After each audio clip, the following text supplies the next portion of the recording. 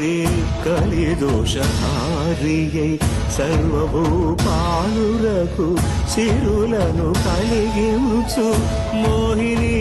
కృష్ణులుగా మోహము తొలగించు గరుడ వాహనమెక్కి ఘనదాస్యమును చూపు హనుమంత సేవలో అభయం ప్రసాదించు గజవాహనముపై భ్రాంతిని తొలగించు సూర్యప్రభను నిలిచి అక్షీణతను పెంచు శ్రీవత్సవక్షుడై ఆ చంద్రప్రభను విహరించు రథమెక్కి మనోరథమెక్కి మరిన వాంఛలను త్రుంచగా